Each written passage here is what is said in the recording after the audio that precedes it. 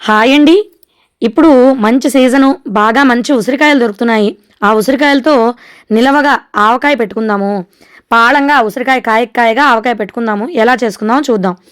కావాల్సిన పదార్థాలు ఒక డజను అంటే 12 ఉసిరికాయల్ని శుభ్రంగా కడుక్కొని, తడి లేకుండా పొడిగా గుడ్డ పెట్టి తుడుచుకొని, ఆరబెట్టి ఇలా ఉంచుకోవాలి రెడీ చేసుకొని. నేను మీడియం సైజ్ తీసుకున్నాను. మీరు చిన్నవి కావస్తే చిన్నవైనా తీసుకోవచ్చు.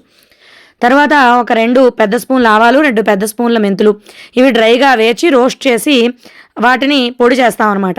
అలాగే రుచికి సరిపడా 2 పెద్ద స్పూన్ల ఉప్పు, ఒక పెద్ద స్పూనుడంత ఇంగువ, 3 స్పూన్లంత కారము, అలాగే కొంచెం పసుపు. ముందుగా బాండీని స్టవ్ మీద పెట్టుకొని బాండీ బాగా హీట్ అయ్యాక అందులో నూనె ఏమీ వేయవలసిన అవసరం లేదు. ముందుగా మనం తీసుకున్న ఆవాలు, మెంతులు ఇందులో వేసేసుకొని ఇలా పొడిగా కలర్ మారేంత వరకు కూడా ఫ్రై చేసుకోవాలి. ఆయిల్ వేయక్కర లేకుండానే ఫ్రై చేసుకోవాలన్నమాట. ఇలా డ్రైగా చక్కగా కలర్ మారి మెంతులు డార్క్ బ్రౌన్ కలర్ అయిపోవాలన్నమాట.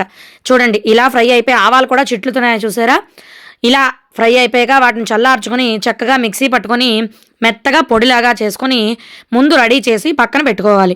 ఈ పొడి ఒక స్పూన్ మనకి ఈ ఆవకాయకి అవసరం. తర్వాత అదే బాండీలో ఒక పెద్ద కప్పుడంతా నూనె వేసుకోవాలి. నూనె బాగా హీట్ అయ్యాక అందులో మనం ముందుగా తీసుకుని ఇంగువను కూడా వేసేసుకొని ఒకసారి బాగా కలుపుకొని, అంటే ఇంగువ వాసన నూనెకి పట్టాలన్నమాట. ఇలా నూనె అంతా మరిగిపోయి ఇంగువ వేసుకున్నాక మనం ముందుగా కడిగి చక్కగా ఆరబెట్టి తుడిచిపెట్టుకున్న ఉసిరికాయలు ఉన్నాయి చూసారు. ఆ ఉసిరికాయలన్నింటినీ కూడా ఈ మరుగుతున్న నూనెలో వేసుకుని మొత్తం 12 ఉసిరికాయలని ఒకేసారి వేసేసుకోవచ్చు. వేసుకుంటే ఏంటంటే కరెక్ట్గా ఈక్వల్గా వేగుతాయి. అంతేగాని కొన్ని సగం ఒకసారి వేసుకుంటే ఈక్వల్ క్వాంటిటీలో పర్ఫెక్ట్గా వేగవన్నమాట. కాబట్టి ఈ 12 ఉసిరికాయలని ఒకసారి వేసేసుకొని మీడియం ఫ్లేమ్లో పెట్టి చక్కగా కలుపుతూ ఇవి ఎలా అవ్వాలంటే, ఇప్పుడు మనం గులాబ్ జామ్ తాలూకా పిండిని ఉండలు చుట్టి వేచితే ఎలా అయితే డార్క్ కలర్ అవుతాయో అలా అయ్యేంత వరకు కూడా దగ్గరుండి మీడియం ఫ్లేమ్లో పెట్టుకొని ఫ్రై చేసుకోవాలి. ఎందుకంటే అలా దగ్గరుండి ఓపికగా ఫ్రై చేసుకోవాలి. ఫ్రై అవ్వడమే ఎక్కువ టైం పడుతుంది. ఓపికగా ఫ్రై చేసుకుంటేనే ఈ ఆవకాయ 3 నుంచి 4 నెలలు ఖచ్చితంగా నిలవ ఉంటుందన్నమాట. అలాగా కాకుండా హైలో పెట్టి త్వరగా ఫ్రై అయిపోతాయని ఫ్రై చేసుకుంటే బయటకి వేగిపోతాయి, లోపల కుక్ అవ్వవు. అలా అయితే కనుక త్వరగా పాడైపోతుంది. కాబట్టి ఇలా మీడియం ఫ్లేమ్లో పెట్టుకొని కలుపుతూ ఇలా ఫ్రై అవ్వడానికి నాకు సుమారుగా ఒక 15 to 16 మినిట్స్ పట్టింది. అది మీడియం ఫ్లేమ్లోనే కాబట్టి. అదే కనుక ఇంకా సిమ్లో పెడితే ఇంకా ఎక్కువ టైం పడుతుంది. హైలో పెడితే మాడిపోతే ఆవకాయ తాలూకా టేస్ట్ కూడా మాడిపోతుంది. కాబట్టి చూడండి ఇలా ఒక 15 to 16 మినిట్స్కి నాకు కలర్ మారి ఇలా ఫ్రై అయిపోయాయి అన్నమాట. వెంటనే స్టవ్ ఆఫ్ చేసేసుకొని అదే బాండీలో ఉంటుండగానే మనం ముందుగా తీసి పెట్టుకున్న ఉప్పు, అలాగే మెంతులు ఆవాల పొడి మనం తీసుకున్నాం కదా పెద్ద స్పూనుడు, ఆ స్పూనుడంతా ఆ మెంతులు ఆవాల పొడి, అలాగే మనం ముందుగా తీసి పెట్టుకున్న 3 చెంచాలంత కారం కూడా వేసుకోవాలి.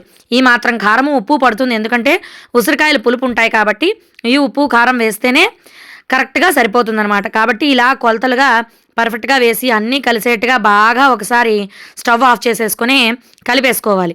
అన్నీ కలిసేట్టుగా ఇలా కలిపేసుకుంటే అంతే, ఎంతో రుచికరమైన ఉసిరికాయ ఆవకాయ రెడీ అయిపోయినట్టే. ఇప్పుడు ఇలా అన్నీ కలిపేసుకున్నాక మనకి చూడండి జారుగా ఉంది ఏంటి అనిపిస్తుంది.